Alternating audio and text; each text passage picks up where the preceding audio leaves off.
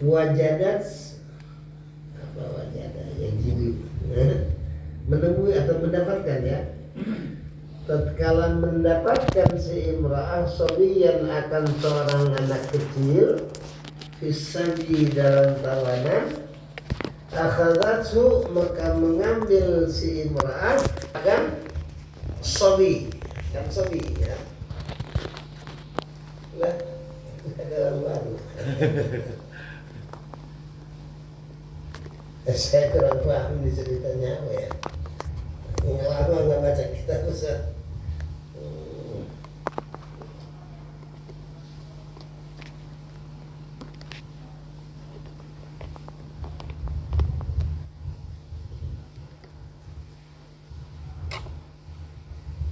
Sambil diminum Pak Ustaz apa? Kopinya gahwa-gahwa.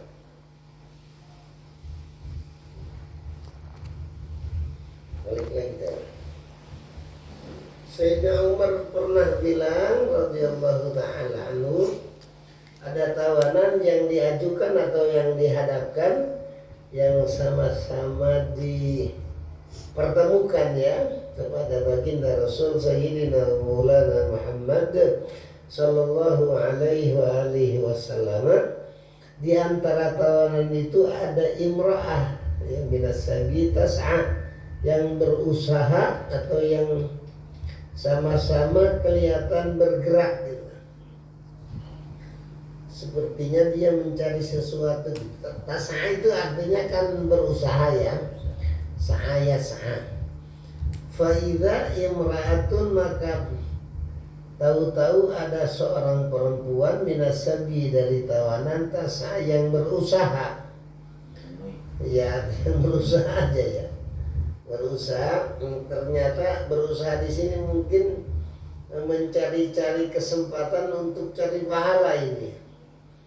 Idza wajadat sabiyan fi sabi akhadhathu, apabila itu si perempuan yang tadi berusaha mendapatkan sabiyan seorang anak kecil fi sabi di lingkungan tawanan, akhadhathu maka itu si perempuan akhadhat mengambilnya si perempuan tadi akan sobi ya.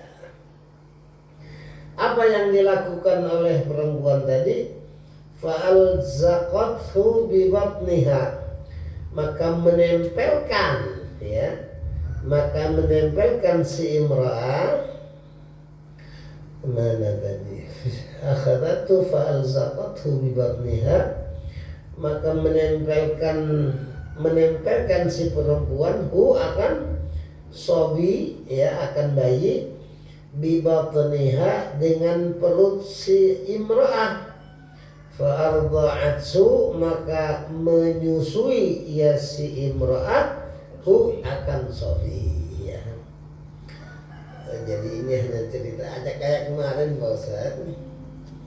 Kemarin itu kan ada sahabat yang minta sama Nabi sallallahu alaihi wa alihi wasallam untuk sholat di rumahnya, masih ingat kan? Untuk sholat yang padahal yang mau diceritain kan siapa? Pertanyaan seorang sahabat, si Anu kemana? Oh, orang munafik itu. yang coba kita terusin dulu dah ya. Faqala Rasulullah sallallahu alaihi wa alihi wasallam, atarawna hadhil mar'ata qarihatan waladaha finnar? Qulna la wallahi. Jadi banyak sahabat yang ikut menyaksikan, walaupun dalam keadaan ditawan itu si perempuan ternyata ya apa kalau ininya mah ternyata nggak kehilangan kasih sayang gitu ya. Jadi walaupun dalam tawanan itu si perempuan nggak kehilangan kasih sayang. Ayo Pak Ustaz minum dulu biar apa namanya? Nih, ada dinding itu nih. Enggak ada ya? Siapa? Enggak ada. Di sana di kursi dia kali ada. Enggak. Ngomongnya mau ngajak anaknya si ada di rumah ya? Ada. Emang cuacanya dingin. Tidur ya. Iya. Oke ya. Oh yes, nah gitu pinter. Sini biar bau kopi.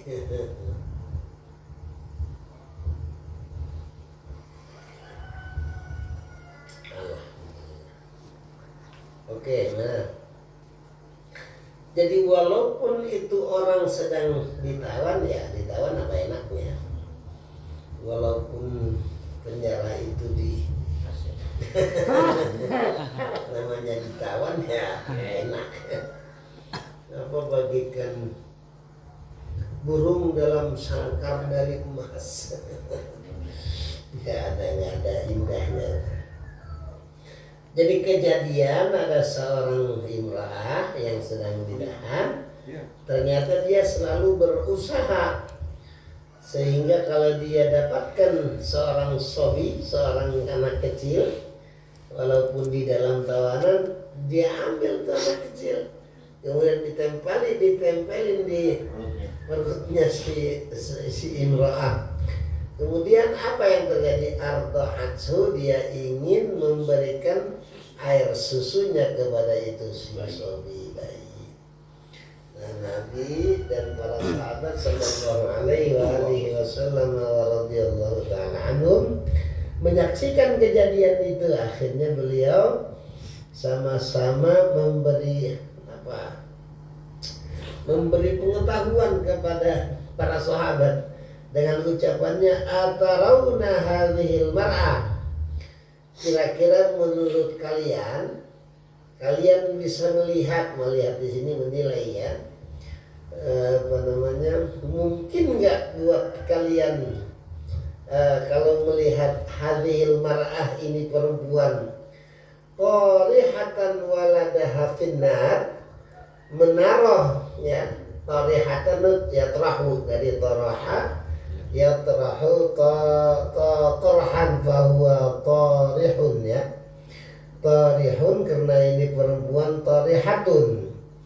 Kalian wahai para sahabat sudah melihat ini perempuan walaupun dalam keadaan sabi ya, dia tidak kehilangan kasih sayangnya, sehingga kalau melihat anaknya yang masih bayi dia ambil ditempel ke perutnya, kemudian disusuin.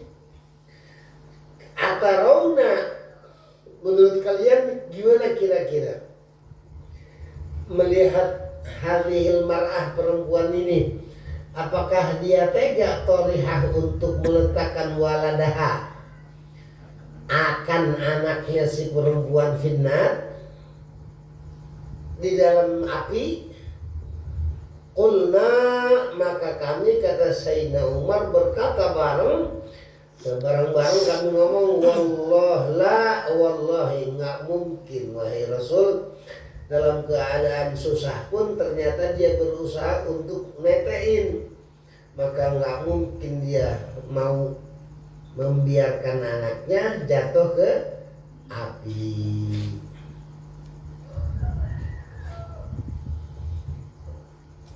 Ini tujuannya ingin menampakkan begitu sayangnya itu perempuan walaupun dalam keadaan ditawan kepada seorang anak yang masih dalam keadaan sobi.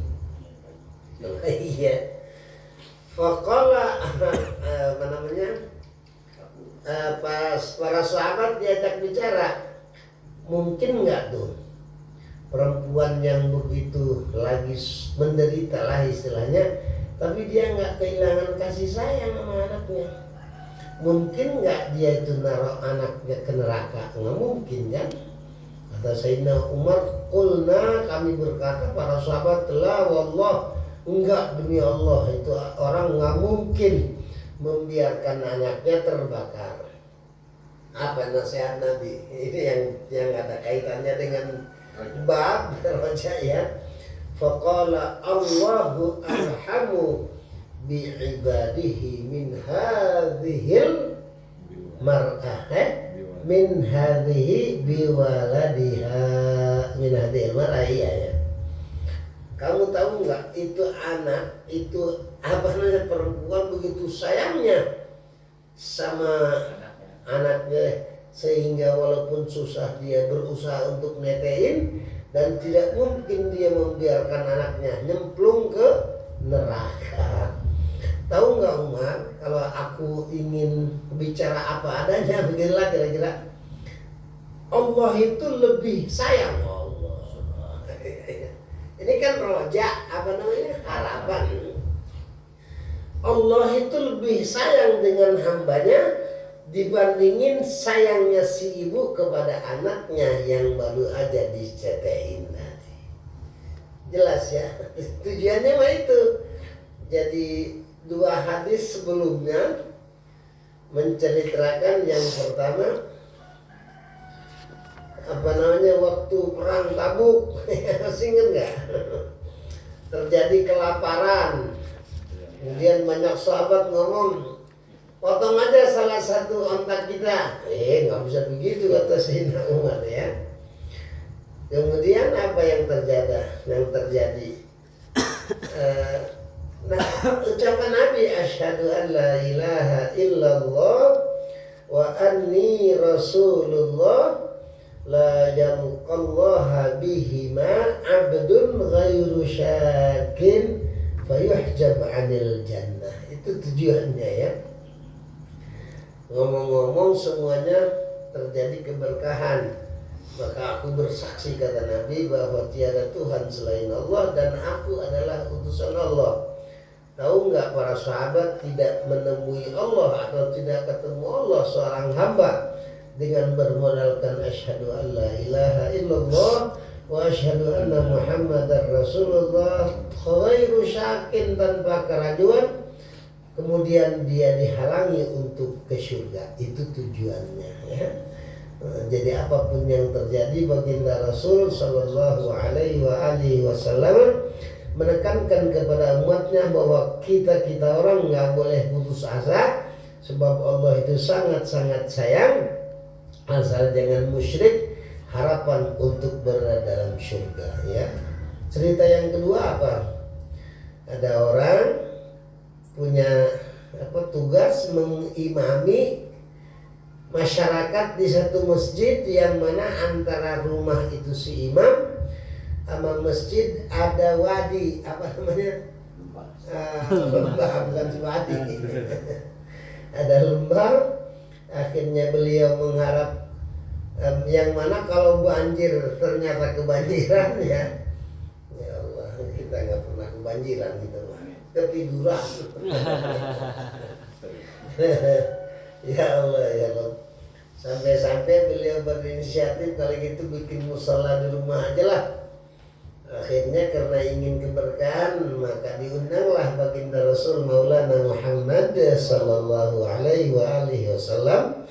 Mohon maaf baginda, mata saya sudah nggak normal ya. Saya selalu kebanjiran, tolong ke rumah, mau ngapain, sholat kek, belah mana? Masih inget ya? Karena di belah mana gua perlu sholat ini, unjukin. Untuk apa? Yang dipakai Nabi Shallallahu Alaihi Wasallam, salat akan digunakan sebagai musalla keluarga dan masyarakat yang ada di sekelilingnya. Allahu Akbar ya. Kemudian terjadi dialog di mana itu anak yang bernama nggak dibilangin namanya ya. Gue ngelihat orang-orang pada datang tapi satu orang nggak datang, kemana tuh anak? Munafik. Kagak demen sama Allah sama Rasulnya mah.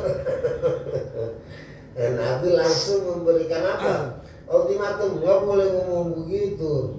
Selama itu anak bersyahadaten, maka dia merupakan manusia yang diharamkan masuk neraka. Oke, ini juga begitu. Ente ngelihat nggak? Walaupun itu perempuan lagi ditawan, ngelihat anaknya nggak kehilangan kasih sayang, langsung dia pegang, diciumin, ditempelin ke perutnya, diangsongin susunya untuk diisap oleh itu si anak. saking sayangnya itu emak kepada anaknya, ya. Kira-kira mungkin nggak tuh dalam keadaan, sekalipun dalam keadaan ditawan itu perempuan, mungkin nggak saking emosinya naruh anaknya di api? Kulna la, nggak mungkin.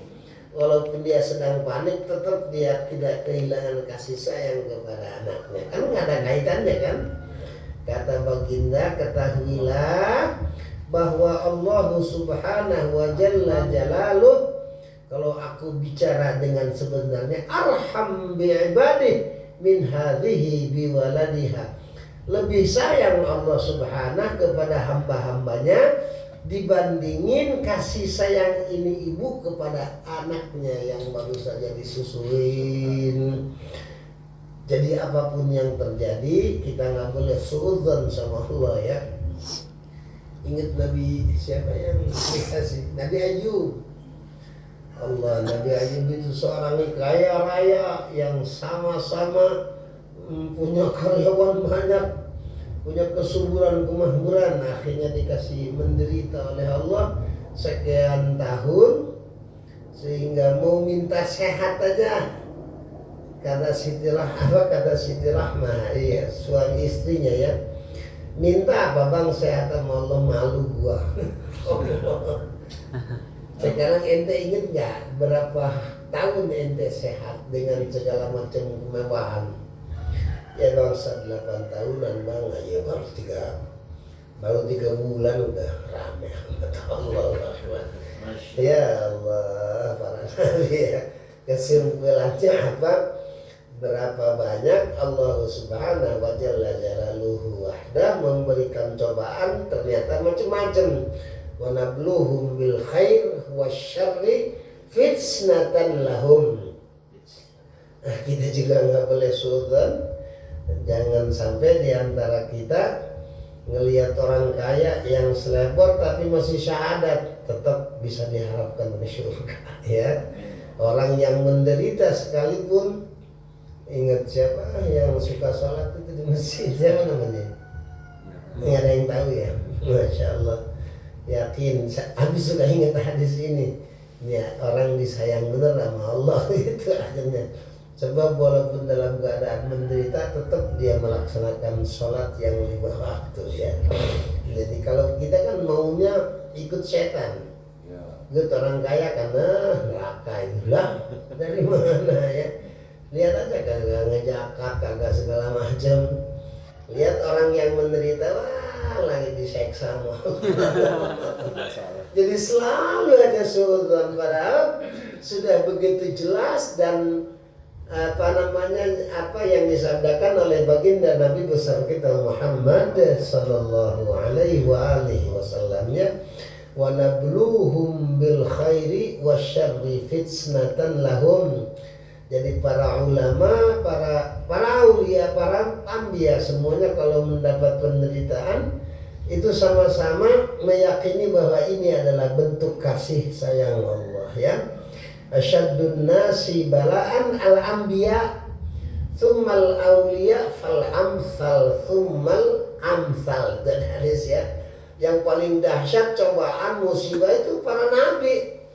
Kita mah dicoba sama Allah, ya, belum seberapa dibandingin dengan yang dirasakan oleh para nabi, terutama oleh baginda Nabi besar kita Muhammad sallallahu alaihi wasallam.